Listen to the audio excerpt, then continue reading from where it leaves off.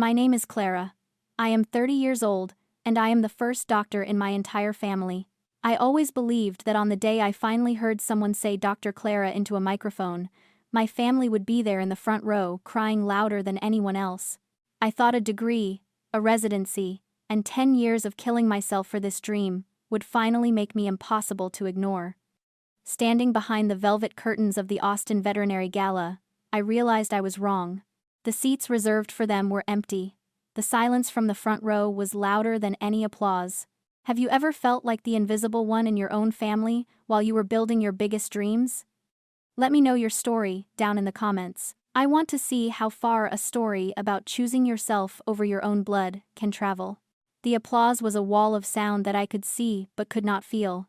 As I walked toward the podium, the bright stage lights reflecting off my Platinum Scalpel Award, my mind was not on the speech I had practiced for 3 weeks. It was on a word. One word that had been pinned to my chest like a lead weight since I was 20 years old. Hobby. That was Uncle Silas's favorite term for my career.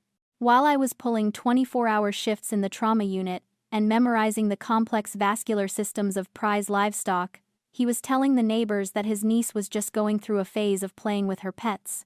I have spent the last decade of my life learning how to identify rot. In my world, it is clinical.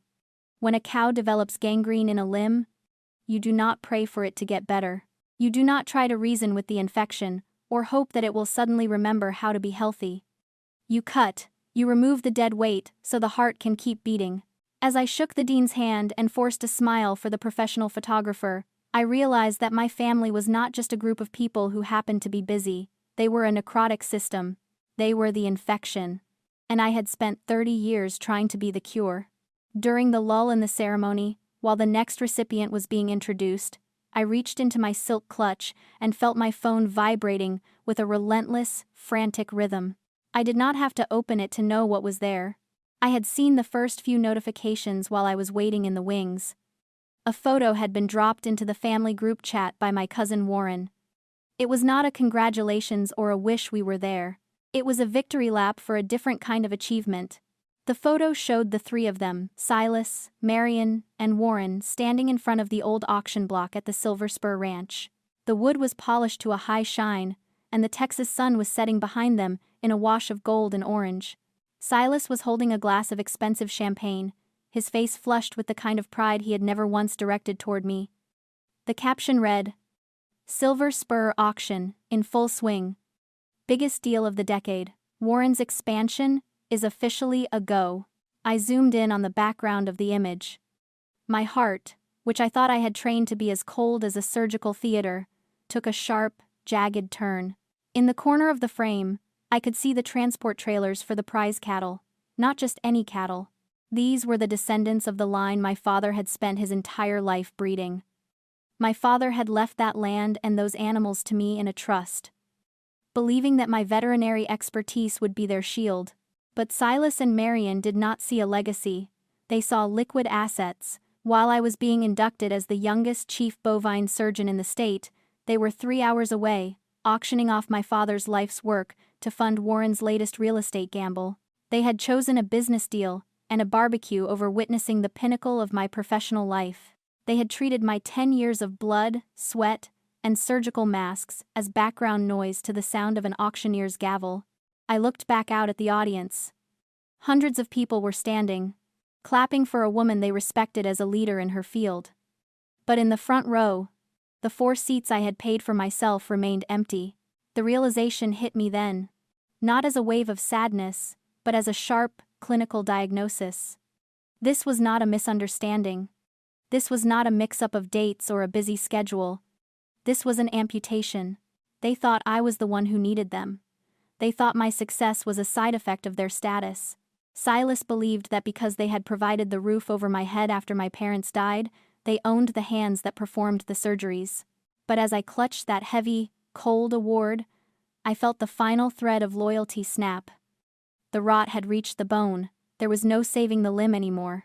I walked off that stage and did not head for the after-party. I did not wait for the congratulatory drinks or the networking. I walked straight to my car, my heels clicking on the marble floor with a rhythm that felt like a countdown. I was not the girl who begged for a seat at the table anymore. I was a surgeon. And it was time to operate.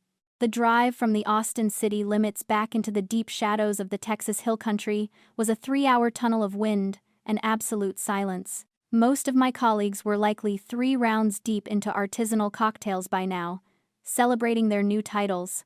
I was alone in my truck, the Platinum Scalpel Award sitting on the passenger seat like a cold, silver ghost.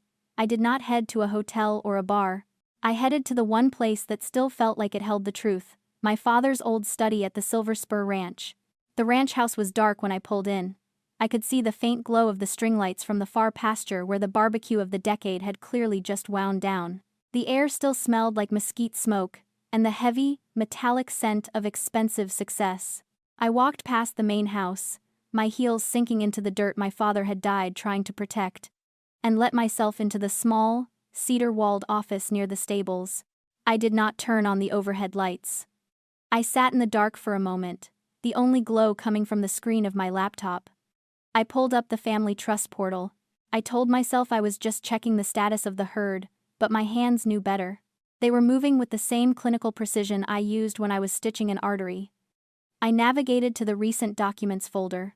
There it was, a digital signature confirmation, time-stamped at 11:51 p.m. It was a finalized sales agreement for the eastern section of the ranch, the prime grazing land my father had specifically left to me. The sale price was $4,500,000. I stared at the screen.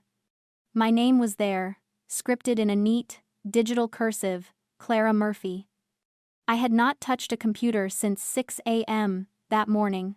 I had been in a gown, on a stage, receiving an honor for a career Silas called a hobby. A cold, sharp clarity settled in my chest. It was not anger. Anger is messy and loud. This was something else. It was the feeling of a surgeon realizing the patient on the table is too far gone for a transplant. Silas had not just skipped my induction to sell some cows. He had used my absence, the one day he knew I would be occupied and away from my phone, to forge my consent as a co-trustee. He had gambled that I would be so distracted by my little award that I would not check the trust for weeks. By then, the $4,500,000 would have been laundered into Warren's land development firm, and the eastern pasture would be under a bulldozer. I did not shed a tear. I did not reach for the phone to plead for an answer. Explanations are for people who still believe in the truth. I opened a new tab and navigated to the Texas Land Registry's emergency portal. My fingers flew across the keys. I was not the dramatic niece tonight. I was the chief surgeon. I filled out the affidavit of forgery with the same focus I used for a post-operative report. I attached a scan of my gala program, and the time-stamped photo of me on stage at the exact moment the signature was recorded. I flagged the deed for immediate fraud investigation. Then, I made one phone call. Not to my family, but to the registry's 24-hour legal hotline. "This is Dr. Clara Murphy," I said. My voice was flat, devoid of the tremor I had felt only hours ago. "I am the co-trustee of the Silver Spur Ranch. I am reporting a fraudulent transfer of title for the eastern acreage. The signature on the $4,500,000 contract is a forgery. I need the escrow account frozen immediately."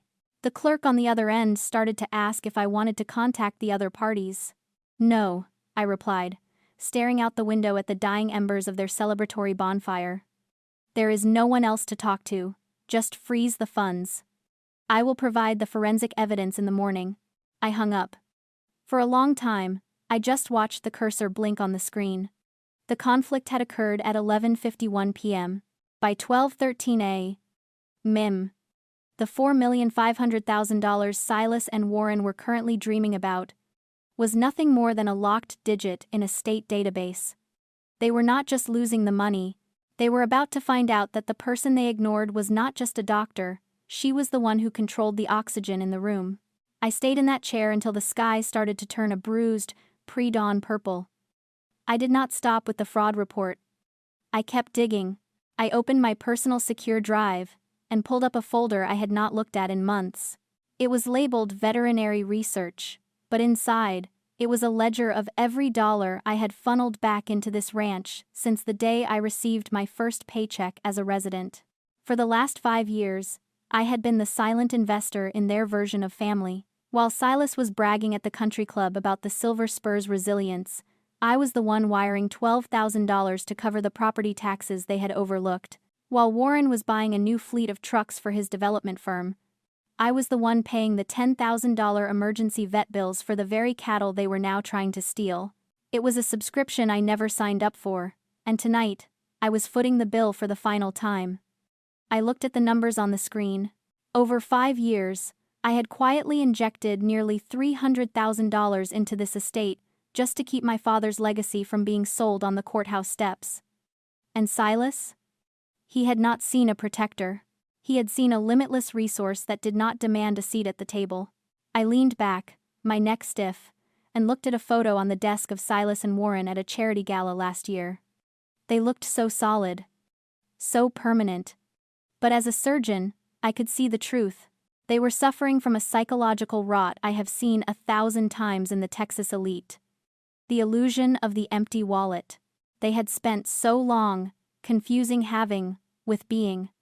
Silas believed that because he had the ranch, the boots, and the name, he was a man of substance. But he was nothing more than a tenant in a house built by my father's sweat and my own surgical precision. His status was a shell, a luxury suit he had rented with my silence and my money. People like Silas and Warren do not realize that when the money vanishes, they do not just lose their cars or their clubs, they lose their very identity. Without the $4,500,000 from this forged land deal, the Silver Spur was not a kingdom. It was a debt. Silas had no internal value, no character to fall back on when the bank accounts froze. He was a hollow man in a high-quality costume. I realized then that they were not shocked by what they had done to me tonight. They were shocked that I had finally stopped playing the role of the invisible bank. I pulled up my tax records and prepared a second folder. This was not a family dispute anymore. It was an audit. I was done being the silent partner in my own erasure. My compassion had been a luxury they had overdrafted for a decade, and tonight, I was closing the account. The sun finally broke over the horizon, lighting up the dust motes in the study. I did not feel tired. I felt clinical. I felt like I was standing over a patient with a massive internal hemorrhage. I knew exactly where the bleed was, and I knew exactly which vessels to clamp. I heard the front door of the main house slam. I heard Silas's voice, loud and booming. Likely still riding the high of the sale they thought they had finalized yesterday. He did not know yet that the land registry had already flagged him. He did not know that the $4,500,000 was a ghost. I closed my laptop and tucked it into my bag. I was not going to hide in this study. I was going to let them see me, not as the niece who sat in the background of their photos, but as the doctor who was about to perform the most necessary amputation of her life. The door to the study creaked open, but it was not Silas. The shadow that fell across the cedar floor was thin and sharp, belonging to a woman who looked like she was made of iron and old secrets. Great Aunt Eleanor. She was 82 years old, and the only person left who remembered the ranch before the rot set in. She did not say hello. She did not ask why I was sitting in the dark. She simply walked to the desk and laid a heavy, leather-bound ledger in front of me. "You found the land forgery," she said, her voice like dry leaves skittering across a porch. "But that is just the skin of the wound, Clara. You have not seen how deep the infection goes." I opened the ledger. My hands, usually so steady in the operating room, felt a cold hum of adrenaline. Inside were handwritten notes and bank statements that spanned 10 years. This was not just a recent gamble. Silas and Marion had not just been overlooking taxes. They had been systematically embezzling from the secret trust my father had set up for my education and the ranch's future. Over a decade, they had drained over $2 million. They had used my father's death as a starting gun for a 10-year heist. "I have been watching them," Eleanor whispered, her eyes fixed on the photos of Silas on the wall. "I have spent 40 years as the guardian of this family's reputation, and for 30 of those, I have been drowning in a silent regret." She sat in the chair opposite me, and for the first time, I saw the silent regret of the guardian in the lines of her face. Eleanor explained that her silence was not born of weakness, but of a desperate, dying hope. She had spent years watching Silas rot, hoping that every milestone he missed, every award of mine he ignored, would be the one that finally woke his conscience. She had been trapped between the memory of the brother she loved and the reality of the monster his greed had created. "I thought if I gave him enough rope, he would use it to climb out of the hole," she said. "Instead, he used it to build a gallows for you." The double twist hit me then, a realization more painful than the stolen money. I looked out the window at the empty auction pens. Eleanor pointed a trembling finger toward the transport trailers I had noticed in the photo earlier. "The auction was not just about the land, Clara," she said. "They sold the bloodline, the entire Murphy line." My breath hitched. The Murphy line was not just livestock. They were the result of 30 years of my father's genetic research, a rare, resilient breed that was the soul of this ranch. Silas had not just sold dirt. He had sold my father's heartbeat to the highest bidder, just to pay off Warren's mounting gambling debts. This was not just a business deal. This was a criminal case of a serious moral nature. They had treated my father's life's work as a sacrificial lamb for a cousin who could not even manage a checkbook. This was the kill shot. It removed any remaining path to redemption for Silas and Marion. They were not just ungrateful relatives who skipped a graduation. They were criminals who had spent 10 years picking the pockets of a dead man and his daughter. "Why now, Eleanor?" I asked, my voice as sharp as a needle. "Why give me this today?" "Because yesterday, when you stood on that stage alone, I realized that if I did not act, the world would have one more doctor and 0 Murphys," she said. "Diagnosis is your job, Clara. But the surgery? That is for both of us." She pushed the ledger toward me. It contained the exact account numbers, the forged withdrawal slips, and the paper trail that led directly to Silas's private offshore account. The stakes had been raised from a family drama to a criminal battle for the very foundation of our moral existence. I looked at the ledger, then at the sunrise. The silent regret that had kept Eleanor quiet for decades was gone, replaced by a cold, clinical demand for justice. We were not just saving a ranch anymore. We were reclaiming a name. I picked up my phone. I did not call the police yet. I called my attorney. "I have the forensic evidence for 10 years of embezzlement and forgery," I said, my eyes locked on the transport trailers as they began to pull away. "I want a formal notice drafted immediately, 30 days to initiate a total repayment plan, or we go to the district attorney." I hung up and looked at Eleanor. She nodded once. The guardian had stepped down. The surgeon was moving in. The glass door of my clinic did not just open, it was nearly taken off its hinges. Silas and Warren stormed in, their faces the color of raw beef, eyes wild with the kind of terror that only comes when a rich man realizes his bank account has turned into a ghost. The antiseptic smell of the lobby usually calmed me, but today, it felt like the scent of a sterile operating room right before the first incision. Silas did not even look at the receptionist. He marched straight to my office, his boots thumping against the linoleum like a drumbeat of failing power. "Clara, what in the hell did you do?" Silas roared. He slammed a crumpled piece of paper onto my desk. It was the notice from the land registry. "The escrow is frozen. The title is flagged. The buyers are threatening to sue for breach of contract. Do you have any idea what this is doing to our reputation?" Warren was pacing behind him, his hands shaking so violently he had to shove them into his pockets. "It is not just reputation, Silas. The bank called. They have pulled the line of credit for the development firm because of the legal irregularity. $4,500,000 is sitting in a vault we cannot touch, and I have contractors to pay by Friday. Clara, fix this, now. Call them and tell them it was a mistake." I sat back in my chair, my hands folded neatly on top of the leather-bound ledger Eleanor had given me. I looked at Silas, then at Warren. For 20 years, I had seen them as the giants of my world. Now, stripped of the $4,500,000 safety net, they looked small, fragile. They were suffering from a massive narcissistic injury, and they were bleeding out right in front of me. "It was not a mistake, Silas," I said. My voice was low, clinical, and entirely devoid of the heat they were expecting. "A mistake is forgetting a graduation. A mistake is choosing a barbecue over your niece's doctorate. What you did was a felony. You forged my signature to sell land you do not own, to fund a company that is built on a foundation of sand." Silas's face contorted. He tried to reach for the old script, the one where he was the patriarch and I was the ungrateful child. We did what was necessary for the family. That land was going to waste while you were off playing doctor. We were going to pay you back. We are your family, Clara. You do not take your own blood to the state registry. Family is a social contract, Silas, I replied. And you have been in breach of that contract for 10 years. I slid the ledger across the desk. Great Aunt Eleanor gave me this. It is a forensic audit of the last decade. $2 million embezzled from my father's trust. Forged withdrawal slips. Unauthorized transfers. My compassion was not a gift. It was a luxury you overdrafted until the account hit zero. This is not a family dispute. This is a liquidation. Warren stepped forward, his voice cracking. Clara, please. If that deal does not go through, I lose everything. I will go to prison. Is that what you want? To destroy your own cousin over a few acres of dirt?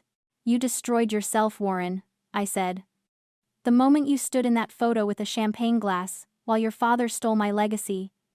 You signed your own eviction notice. I did not create this mess.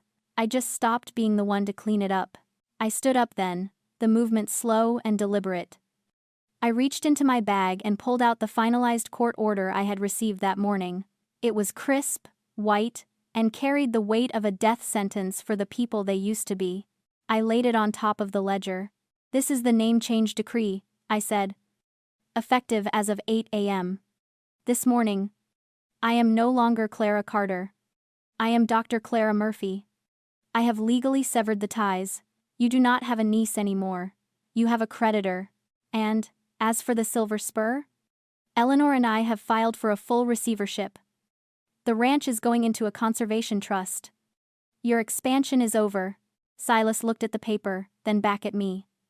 The rage was gone, replaced by the hollow, gray realization that the hobbyist had just performed a perfect, terminal amputation.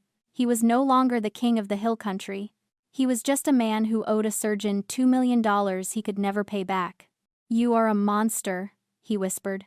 No, Silas, I said, opening the office door. I am just the one who finally looked at the bill.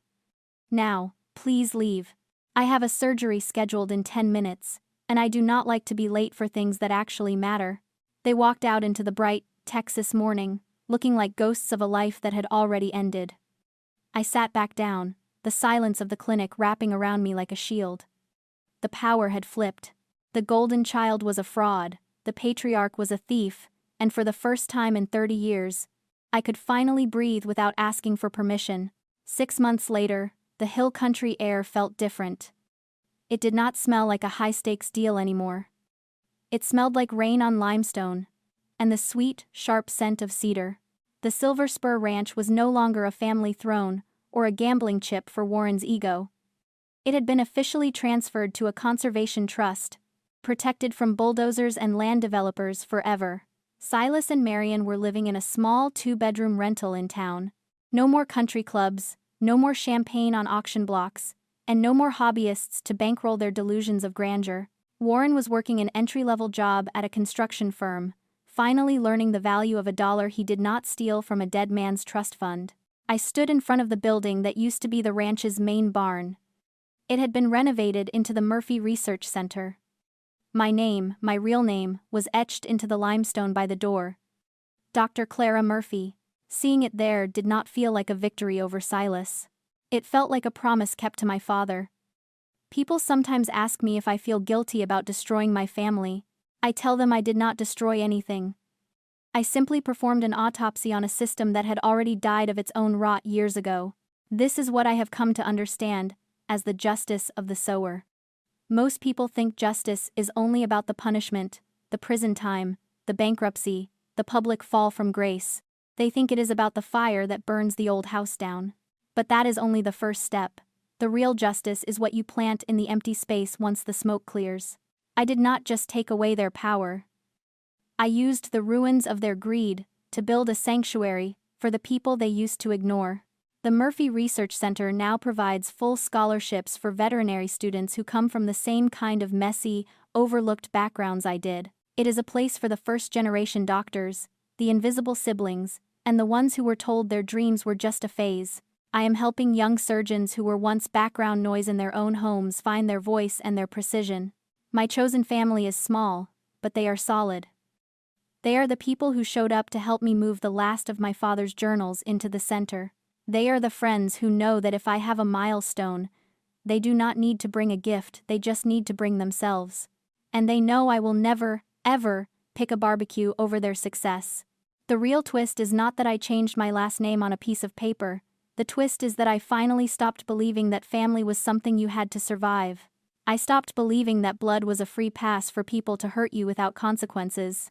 I am no longer the girl gasping for air in a room full of people who did not see her. I am the woman who built her own house, under her own name, on her own terms. When the people who share your blood treat you like you are optional, walking away is the first real act of love you show yourself. Share this if you are brave enough to build your own legacy.